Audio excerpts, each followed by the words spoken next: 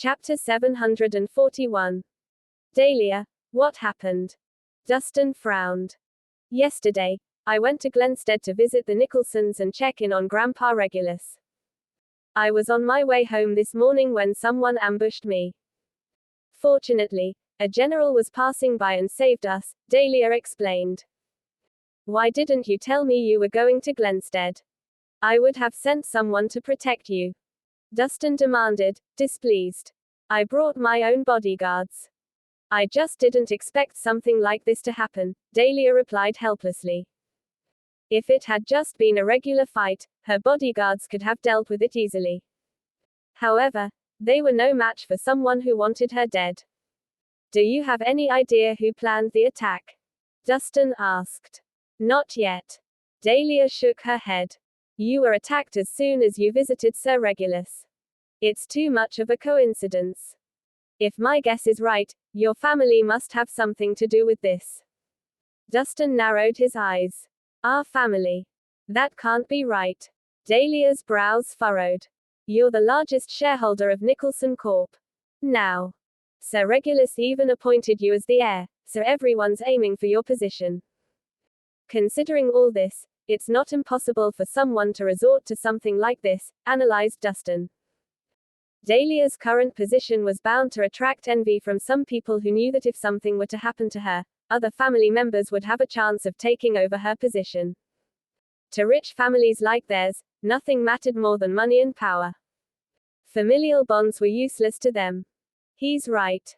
They must be behind this. Julie exclaimed, angrily. Those assholes. How dare they hurt my daughter? I'll get revenge on them. Florence roared. We don't have proof, so we shouldn't make assumptions. Others might use this opportunity to cause trouble, Dahlia stated thoughtfully. Although she had her suspicions, that was all they were. Without solid evidence, nothing could be proven. I'll start digging and get to the bottom of this as soon as possible, Dustin promised. There's no hurry for that. I have something more important to deal with. Dahlia was serious. She explained, I hired a doctor to check on Grandpa Regulus yesterday, and he said that we need to find a Panax root and use it to make a medicine that could wake Grandpa up again. A Panax root. It'll be difficult to find one. Dustin thought about it. Dustin, you have one, don't you? Can you? Dustin cut her off before she could finish her sentence. No. What? Dustin's response shocked her. She had only seen Dustin try to fulfill all her requests, so she didn't understand why he was acting like this now. What do you mean by that, Rhys? It's just a Panax root. Why are you being so stingy? Florence snapped. Dustin, if you give it to us and we manage to cure Sir Regulus, Dahlia will officially get promoted. You'll get recognized too. Julie tried to convince Dustin with words. I can agree to anything but this, Dustin responded firmly. That 500-year-old Panax root was an important ingredient for the ninefold longevity. So there was no way he could give it away. It's just a Panax root. What's the problem? Florence glared at him. Exactly. You're not using it right now anyway, so you might as well give it to Dahlia and earn her favor. Julie echoed. Dustin, the Panax root is incredibly important to me. Grandpa Regulus won't wake up without it. I know this sounds demanding, but I hope you can give it to me, Dahlia asked again. I'm sorry, but it's just as important to me, so I can't give it to you. Dustin refused once more. Dahlia frowned. If it's a loss to you, I don't mind buying it from you. It has nothing to do with money. Dustin shook his head. I won't sell it no matter how much you offer me. Then, what do you want? Is a Panax root more important than me? Dahlia's face hardened as her temper rose. She wasn't angry because of the Panax root. Rather, it was because Dustin didn't seem to care about her. Chapter 742. Stop throwing a tantrum, Dahlia. Dustin frowned. Dustin said, I wouldn't mind giving you anything else, even if it costs millions. But I just can't give you my Panax root. You're right. I am throwing a tantrum. If you don't want to give it to me, I'll think of something else. Dahlia turned her head away furiously. In the past, Dustin would get it done no matter what request she made. Now, all she was asking for was a Panax route, yet he turned her down firmly. He obviously didn't care about her anymore. It seemed like she wasn't that important to him anymore after he got a new girlfriend. Dahlia is giving you a chance to prove yourself, Rhys. You better not ignore her kindness. Florence exclaimed. Exactly. With Dahlia's looks and influence, many other men would be clambering to give her Panax routes. You better appreciate this chance. Julie jeered. If you need a Panax route, I can use my connections to help you get one. However, I can't give you the one I have because I need to use it to save someone, Dustin answered thoughtfully. Fine. You said you're going to use it to save someone. So tell me, who's the person that's more important than Grandpa Regulus? Dahlia demanded. You know this person. It's Gregory. Mr. Jones. Dahlia frowned, her temper cooling slightly. Then, she asked, what happened to him? Is he sick again? In her memories, Gregory was either drinking or sleeping. She rarely saw him sober. And because he was a heavy drinker, his health wasn't the best. He's fine for now, but that doesn't mean he'll stay that way. I need to gather more herbs to treat him, Dustin answered truthfully. Since he's fine right now, you can lend us the Panax route. Once Sir Regulus gets better, we'll return another one to you. How about that? Florence persuaded. She's right. Time is running out. Sir Regulus' life is in danger right now, so you should prioritize us first. Julie insisted. To them, Regulus' life would directly impact Dahlia's future and her position, so it was far more important than Gregory's life. My Panax route is too rare. It'll be extremely difficult for you to find another as mature as mine. So I'm sorry. I can't risk Gregory's life. Dustin shook his head again. A wild 500-year-old Panax route was incredibly rare, so Dustin couldn't afford to take any chances. Geez. Why do you have to be so stubborn? We're trying to talk to you nicely, but if you're still going to be so stubborn, don't think about meeting my daughter again. Florence snapped. Do you even care about Dahlia? She's just trying to borrow your Panax route, and it isn't as though she won't return it. What's the issue? Julie was pissed. All right. That's enough. Dahlia frowned. Dustin has plans of his own, so we shouldn't force him. How she understood his actions, she was still irritated. Dustin should know how to prioritize matters better. Since Gregory didn't need to use it immediately, why couldn't he lend it to her temporarily so that she could treat her grandfather? Ms. Nicholson. Just then, a tall, handsome young man in military uniform entered the room. It was easy to see that he was not a regular commander. Mr. Kirin. What are you doing here? When she saw the man, Julie lit up and rushed over with a bright smile. Mr. Kirin. Florence and Victoria exchanged glances before leaping up to welcome the new arrival, full of smiles. This was the first time they met a real general since they'd only ever seen him on television, so the two ladies were excited and nervous. Chapter 743. I had just finished reporting back to the military base, so I decided to drop by. Gavin Killian smiled. Greetings, Mr. Killian. Dahlia tried to stand up. No need for formalities. Gavin placed a hand on her shoulder to keep her seated. You need to rest, Ms. Nicholson. You're hurt. It's nothing. Dahlia smiled. And this is. Dustin looked at Gavin, puzzled. He could tell from the badge on Gavin's arm that he was a major general. For someone to be a general in his 30s, he must either be from an influential family or be incredibly talented. This is Mr. Killian. He was the one who saved me this morning, Dahlia introduced. This morning's incident was still fresh in her mind. Without Gavin's help, she'd be dead by now. I see. Thank you, Mr. Killian. Dustin thanked me. It was nothing, Gavin answered with a smile. And you are? Oh. He's my friend, Dustin Rhys. Dahlia blurted. Friend. Dustin frowned, unhappy with her answer. Still, he regained his composure after a few seconds. Nice to meet you, Mr. Rhys. I'm Gavin Killian. Gavin extended a hand. Although his expression looked kind, his eyes showed an arrogant glint. Nice to meet you. Dustin shook Gavin's hand knowingly. Killian wasn't a common surname. He ran into Miranda Killian 2 days ago, and now, he was meeting another Killian, so he couldn't help but wonder if the two were related. Ms. Nicholson, I heard that you urgently need a Panax route. Is that true? Gavin suddenly switched the topic. Dahlia nodded. That's right. My grandfather is sick, and we need a Panax route to make his medicine. Unfortunately, finding one is quite hard, so I doubt I'll get my hands on one soon.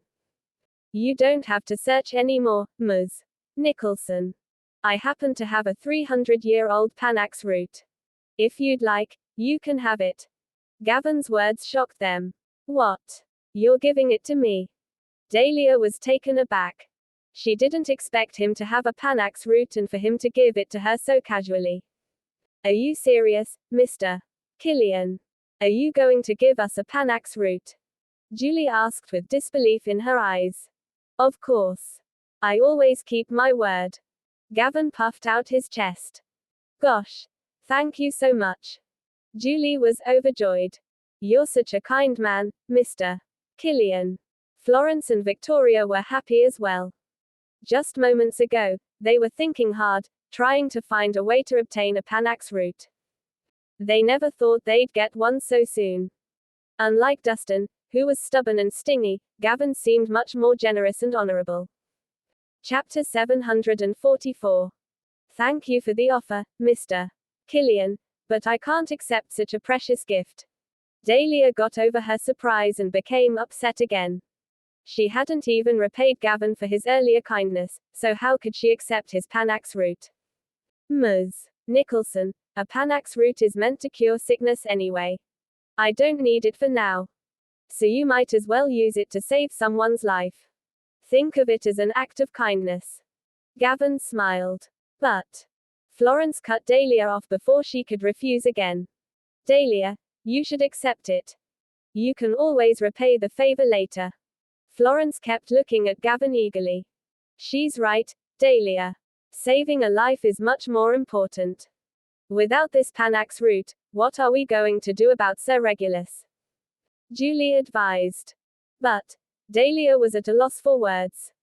It would be difficult to repay the favor, but she had no choice but to accept the gift since Regulus' life was at stake.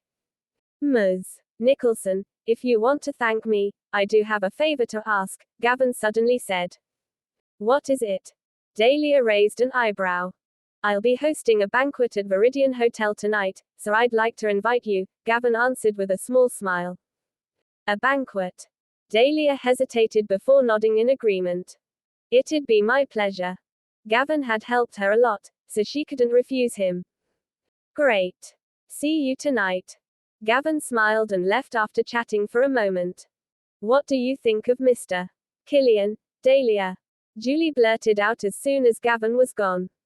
He's a general despite his young age, so he's definitely an excellent person, Dahlia responded casually. Not just that. I think he likes you. Julie grinned teasingly. Nonsense.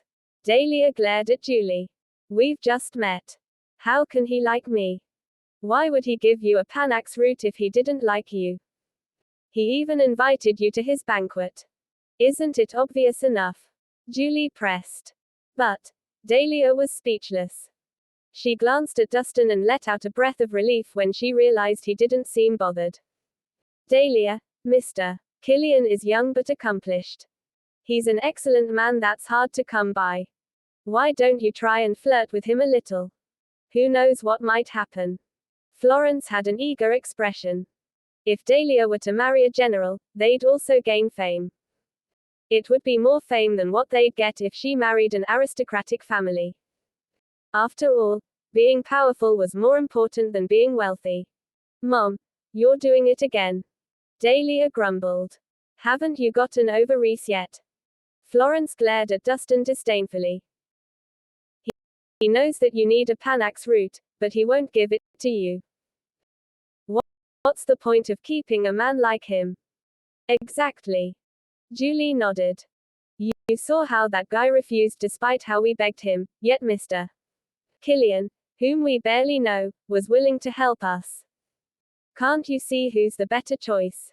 Dahlia frowned when she heard this. After comparing the two men, she realized that Dustin seemed much more selfish than Gavin. Are you going to believe him when you've only met him once? Dustin suddenly asked. Are we supposed to believe you, then? What makes you think you're trustworthy? Florence snapped. She's right. Mr. Kirin not only saved Dahlia, but he also helped us in times of need. What about you? What have you done? Julie sneered. First, he saved you. Now, he's giving you a Panax route. Don't you think this is too much of a coincidence? Dustin asked. What do you mean? Dahlia raised an eyebrow. You don't know who that man is or his intentions, so you shouldn't trust him so easily, Dustin warned. HMPH. I bet you're just jealous. Julie jeered. You're jealous that he's better and more powerful than you. It's bad enough that you're useless, but how dare you insult Mr. Kirin? You're despicable. Florence yelled. Chapter 745. I'm just stating the truth. It's always better to be careful, Dustin replied calmly. Dustin, Mr. Kirin isn't that kind of person, Dahlia retorted firmly, unhappy to hear Dustin talking bad about her savior. Do you really know him well enough? Besides his name, what else do you know about him? Dustin asked back. Dahlia was taken aback. When she came to her senses, she immediately declared. Anyway, Mr. Kirin isn't a bad person.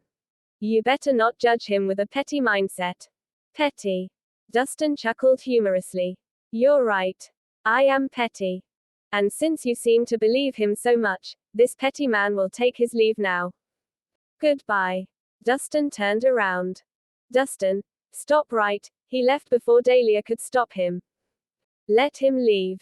What the hell is wrong with him? We just said a few words. Florence scoffed. Yeah. Mr. Kirin is 1,000 times better than a petty man like him. Julie snorted. That's enough. He's gone now, so stop talking about this. Dahlia frowned, agitated. Her relationship with Dustin had only begun to improve, and she didn't want problems to arise again.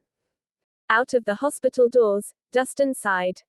Although he didn't care about Florence and Julie's words, he was unhappy about Dahlia's distrust of him. Dustin Rhys, a black sedan pulled over, and the windows were lowered, revealing Gavin's face. Mr. Kirin, how may I help you? Dustin replied. Gavin had obviously been waiting for him. I will only say this once, so you better listen closely. Gavin's expression was cold as he said, Dahlia Nicholson is mine, so you better stay away from her from now on. And why should I? Dustin narrowed his eyes. He didn't expect Gavin to show his true colors so soon. Because I'm from the Kirin family of Oakvale and a major general. And because I'm stronger. Thank you. Is this answer good enough? Gavin sneered, arrogantly. Those labels mean nothing to me. Here's some advice. Don't piss me off, Dustin retorted, unfazed. Interesting.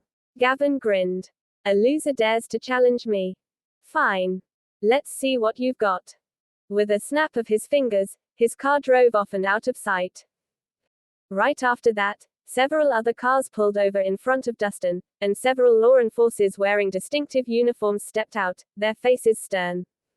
Are you Dustin Rhys? The leader asked. I am. Dustin nodded. How may I help you? Someone reported you for killing Hank Hoffman, so you're under arrest. The man yelled. Someone reported me. Who? Dustin was shocked. Me. Another person stepped out of the car. It was Julian. I witnessed you murdering my friend, so I reported you. Julian cried out.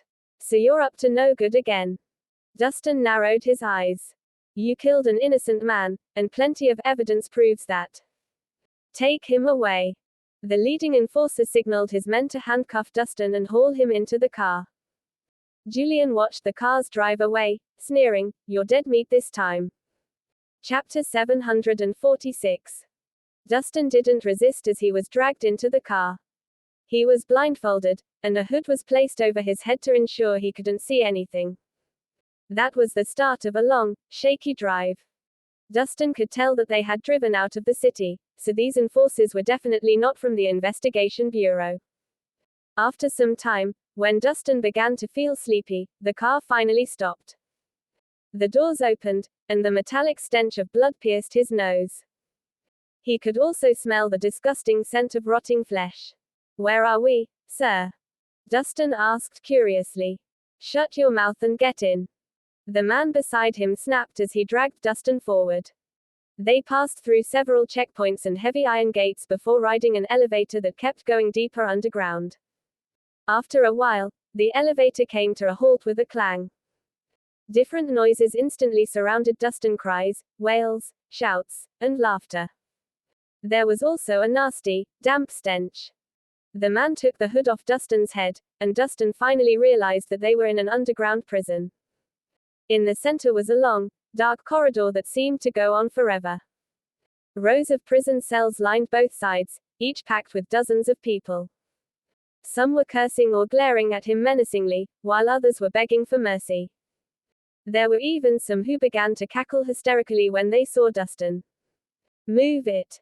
The man pushed Dustin forward. They walked past a few cells before stopping in front of the cell at the corner. When the metal gates opened, dozens of cold, ruthless glares shot toward him.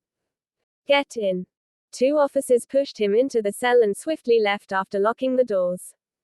"Hey, kid. What trouble did you get into to end up here?" A bald, muscular man suddenly asked. "I killed someone," Dustin answered straightforwardly. "How many?" The other man questioned again. "One."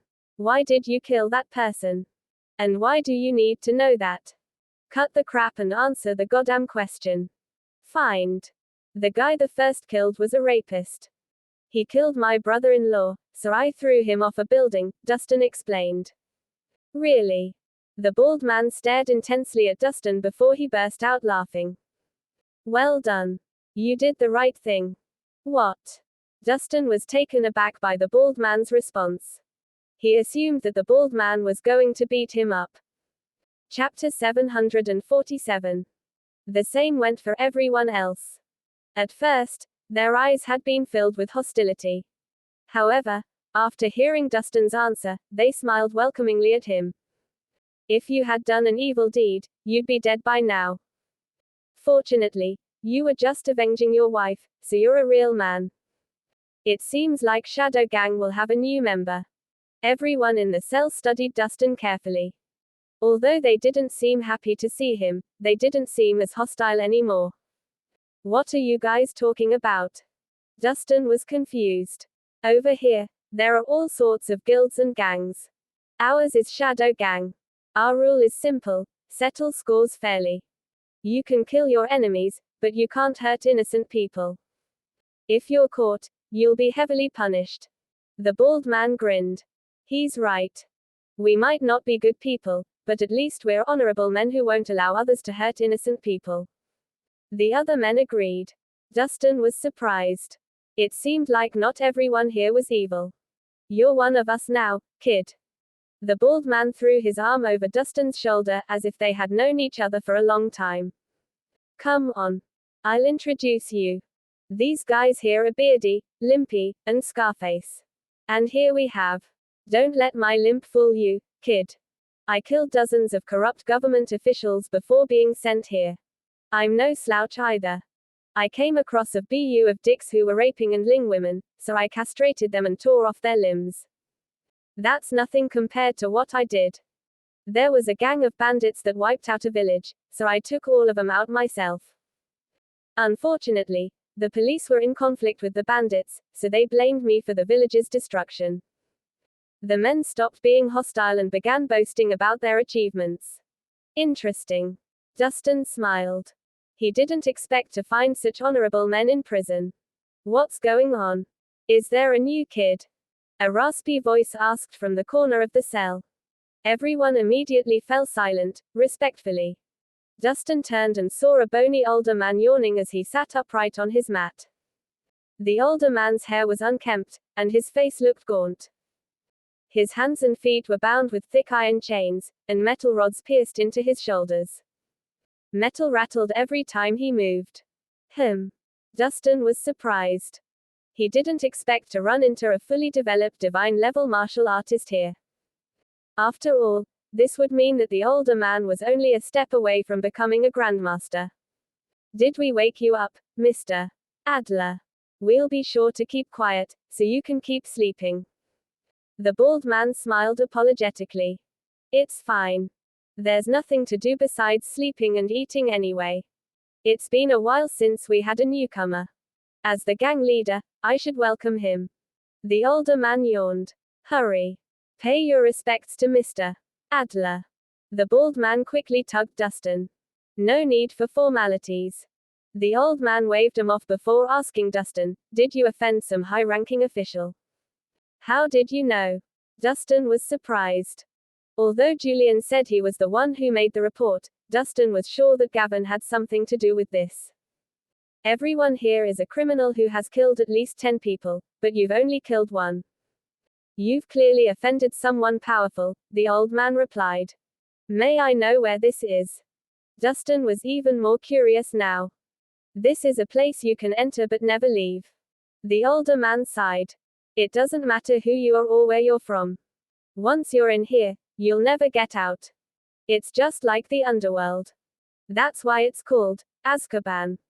Chapter 748. Azkaban. Dustin was alert when he heard the name.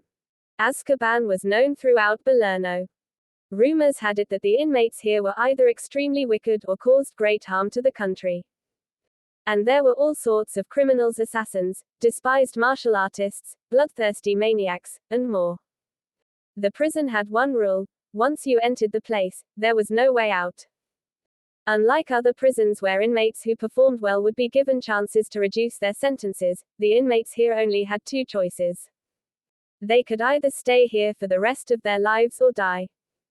Therefore, no one has ever left or escaped the place. This was also the place where Dwayne Welch had been sent to. Do you understand the seriousness of the situation now? The older man asked, concerned. This place is a different world. Everything on the outside no longer has anything to do with you now. Is there no way to get out? Dustin questioned. Get out? How? The older man shook his head with a bitter smile. The cells are made of indestructible dark steel.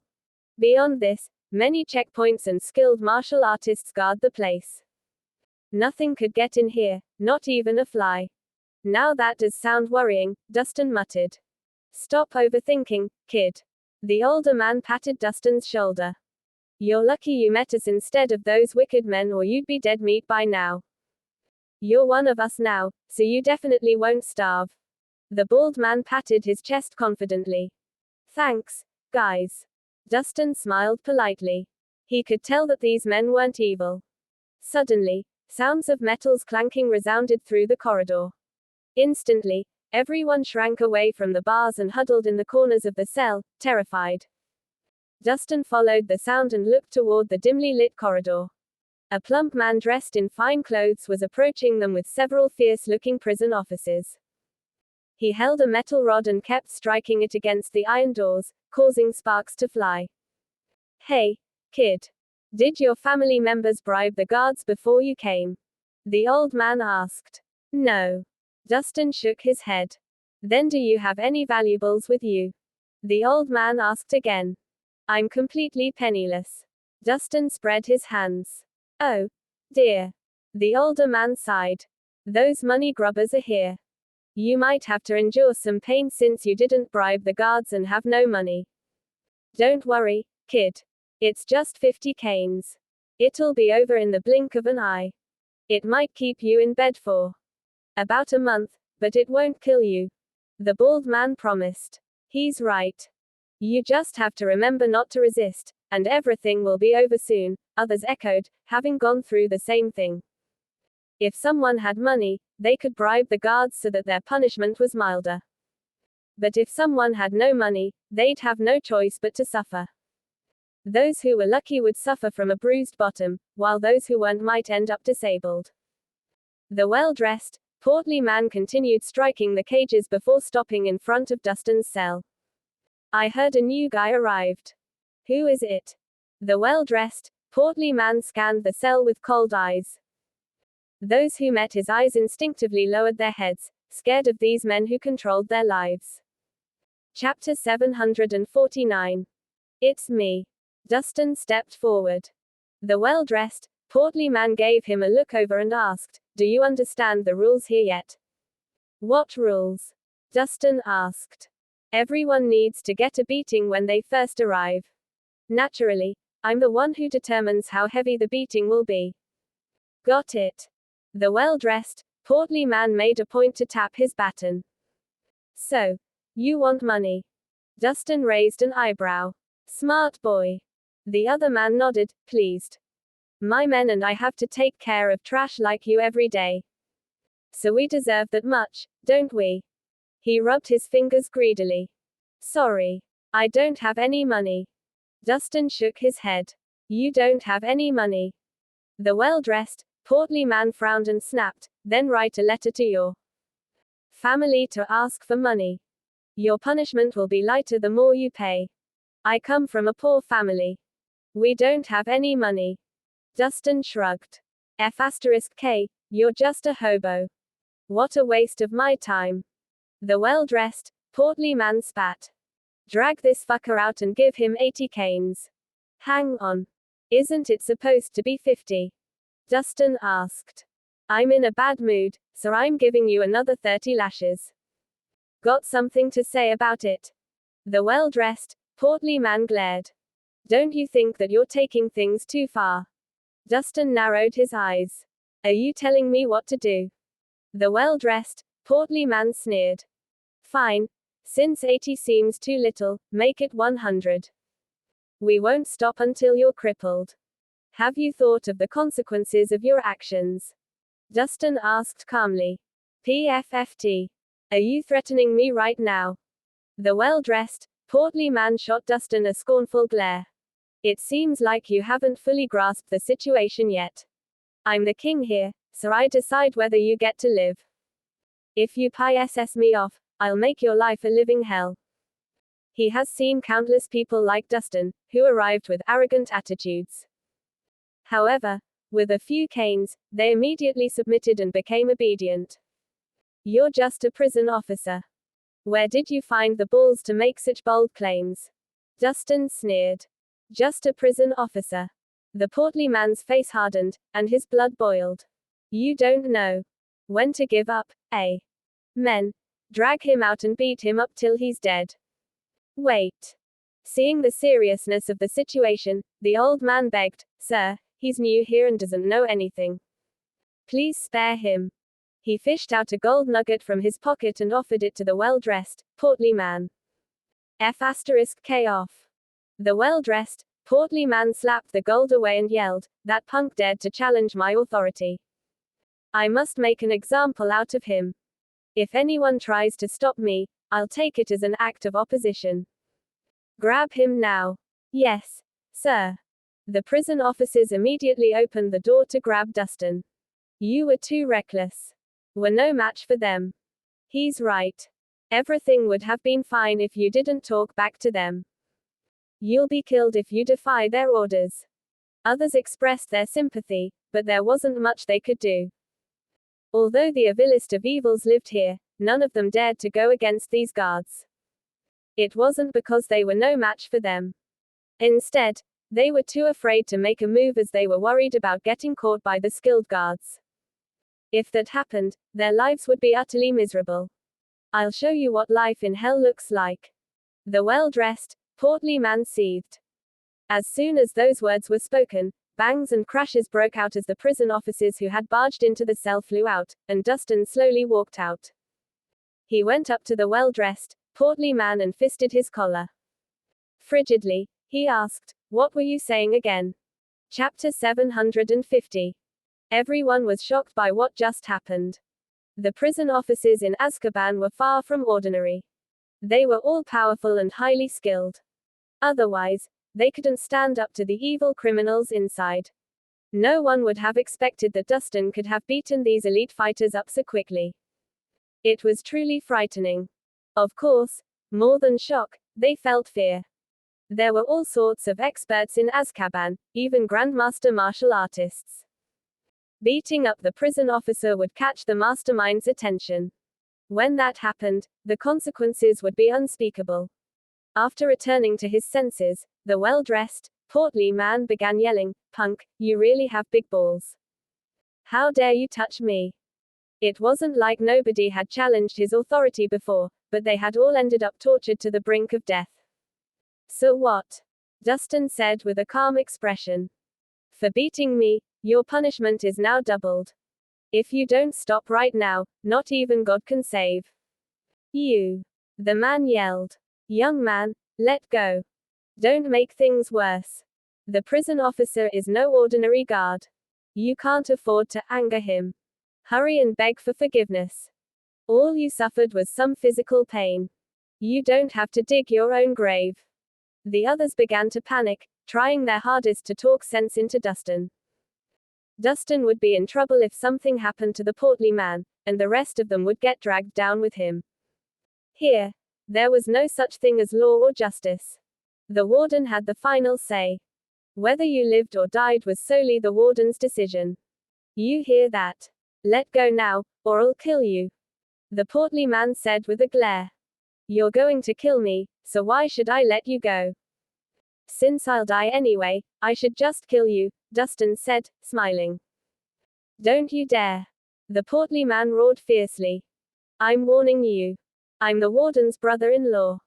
If you harm a piece of hair on my head, not just you, but all your friends, family, and everyone in this room will die. Young man, you can't beat them. While things haven't completely reached the point of no return, you must stop before it's too late. Or else, there will be a terrible price to pay." The older man, Cornelius, was beginning to worry. "Even if I let him go, he won't let things go. We might as well die together," Dustin said plainly. Dustin's unflinching attitude toward death frightened the well-dressed, portly man. For some reason, he began to feel nervous. What was his life worth? Was it worth exchanging it for the life of a death row convict? "Sir, what happened today was just a misunderstanding. Why don't we let bygones be bygones, for my sake?" Cornelius said. "HMPH, since you spoke up, Mr. Adler, then I'll spare his life this once," the portly man said, using this opportunity to dig his way out. His biggest fear was running into hotheads like Dustin. They would want to fight to the death whenever things didn't go their way. If he got killed, it would be a greater loss. "Young man, the prison officer has chosen to forgive you. You can let go now," Cornelius said. "All right." Dustin nodded and relaxed his grip. The portly man crashed to the ground. At the exact moment Dustin turned his back, the portly man's expression twisted into a hateful look. "Die!" He suddenly brandished a dagger and stabbed it into Dustin's back. There was only one outcome for someone who dared to challenge his authority in public: death. The dagger was rammed into Dustin's back, but it didn't even break the skin. On the contrary, it snapped into two pieces from the sheer momentum. "What?" Looking at the broken blade in his hand, the man was shocked. This was a treasured dagger that could slice through solid metal. It was one thing not to be able to pierce the skin, but it even the king broke. Just what kind of monster was he? Stubborn as always. Dustin's face turned icy, and he slapped the portly man.